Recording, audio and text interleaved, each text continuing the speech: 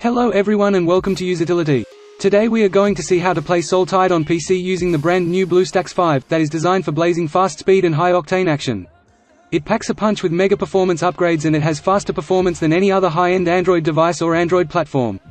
We will be able to easily download and install Soul Tide and enjoy the game on our Windows PC with keyboard, mouse and big screen thanks to BlueStacks 5, which is the Android emulator that we recommend to play Soul Tide. So without further ado, let's get to it. First of all buddies, the first thing to do is to launch our favorite web browser. We open the one we prefer. Let's go to this URL I'm highlighting in green color. Now, you can see on the PC screen.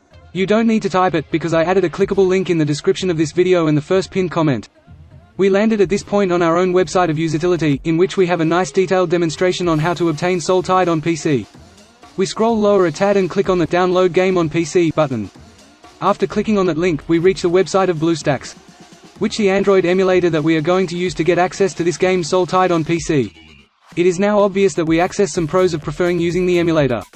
Now we are on the way to start downloading the Soul Tide by clicking on this button Play on BlueStacks that I have marked in green. We then click on this button. And the download step takes no time at all. Here it is, here is located the download. It's an executable file. The following step is to run the installer, so we click on the file. If we are on Windows 10 it will have asked us for permission to allow modifications to the device. We clicked yes. I minimize the web browser to find the installer better.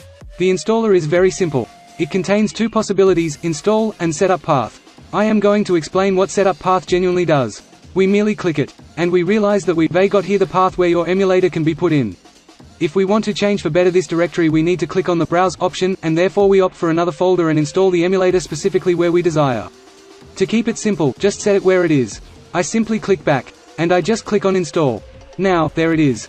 The install commences and it will progress together with the download of these MB that are shown on the computer screen. As you download it, it might possibly be a little more or less MB. The data transfer speed might go at a higher speed or at a lower speed, determined by your connection and according to the velocity of the emulator servers. At the moment they're progressing really fast. The download is finished, and now it proceeds with the installation phase. With BlueStacks 5 you can even reduce RAM usage with a single click. Especially useful if you ever face performance-related problems. In addition, you can activate Eco Mode to enjoy 87% reduced CPU usage, 97% reduced GPU usage and easier multitasking. As you can see, BlueStacks 5 is built to provide stability and performance during long gaming sessions. The installation has already finished for me. Now, the emulator has actually been started automatically. As you can see, at the bottom of the screen, we have a progress bar that will move forward to the right when it reaches the ending. The emulator will be launched for the first time. In fact, the emulator has been started, here it is for the very first time. Before we continue, as now you can see, it has made two app icons right here on the PC desktop. The BlueStacks and BlueStacks Multi-Instance. Note that the BlueStacks app icon will be the one we are concerned with. Every time we would like to start Soul Tide on our laptop or computer, we double-click that app icon and therefore use the emulator. The BlueStacks Multi-Instance icon allows you to launch multiple emulator instances. And with BlueStacks 5's new improved multi-instance manager in Eco Mode, players can run more game instances faster and with less lag. Let's conduct the next phase, which is a must-have, and that's to access the Google Play Store. And we'll just click on Play Store. As you can see the Google Play is presented. At this point we have to log on. Now once we're here, we must definitely begin doing the next phase which is obligatory. So we just click on Sign In. Now it announces Checking Info. It could sometimes get stopped at Checking Info, and so it does not continue. If so, you may attempt to log in after a number of hours but it will surely probably be sorted out. Now we can provide our email and password. The email must be a Gmail email and its related password. For example, you can utilize the exact same email you're using at this time in your own YouTube account. Thus I am going to submit my details and I'll revisit after I have done it. That's it, info typed in. Here is Google welcoming us and supplying us the terms of service. We must agree to all of them by pressing I agree. Next, it allows us to save to the Google Cloud. You can keep it checked and it will generate a backup of the data on that device to Google Drive. I am not going to select it, you can utilize that option if you like. We click on Accept. Google Play is started without need to open it manually and automatically. To set up the app, we need to get to the emulator desktop by left-clicking this app icon designated green-colored. Now that we are discovering the desktop of that emulator, we notice that we come with here the Install App Game button. We mouse-click on the button. Here we come with the game app. So let's mouse-click there on the Install button that I'm just highlighting now in green. And it will launch the software installation. At this moment it would download on your desktop or laptop and install the Android game. It might take some time or it might well be very quick. It again all varies on our internet access. It's actually ended setting up. Now, let's go to the emulator desktop by simply clicking this specific button I'm presenting in green, in order to use Soul Tide for the first time. We are currently on the emulator desktop, and we're preparing to just click on this fresh Soul Tide icon that's been created. The game app is started for the very first time. So there we get it, I can mouse click anywhere on the screen and also make use of the keyboard. I will talk about the sound level of the emulator.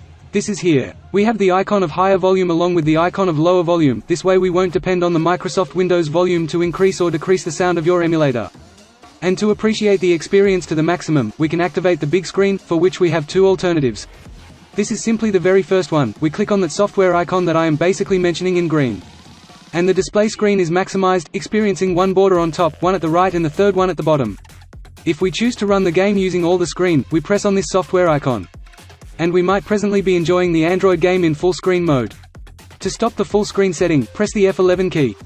And we'd currently be in standard computer screen mode. Now I am on the way to demonstrate you the keyboard mapping, and that is really very cool. This means we will be in a position to make use of the game application far more easily. The first point is to click this software icon. It's now time to complete the necessary controls. I'm going to leave the normal configuration, however if you desire to adjust that, you may very well do this without any problem. As you can see, the emulator is fully in our own language.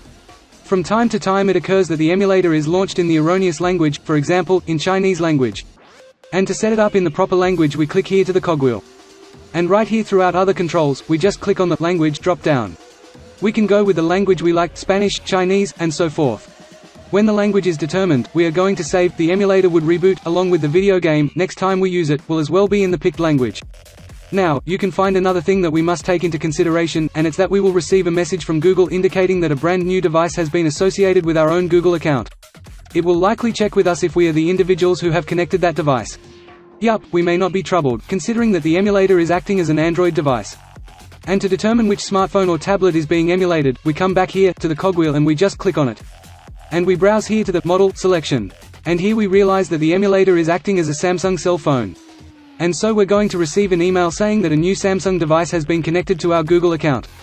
That's all guys, so much for our tutorial. I sincerely hope you enjoyed it, especially that everyone found it helpful. If so, allow it a nice thumb up, subscribe, and any feedback, concerns or suggestions, put them in the comment area down below. You could also comment things on my Twitch channel. I do live streams every once in a while. You get it down below in the video description and in the initial pinned comment. Just click any of those instructional videos that are appearing on the computer screen, and let's have fun again in the future video game videos. Bye.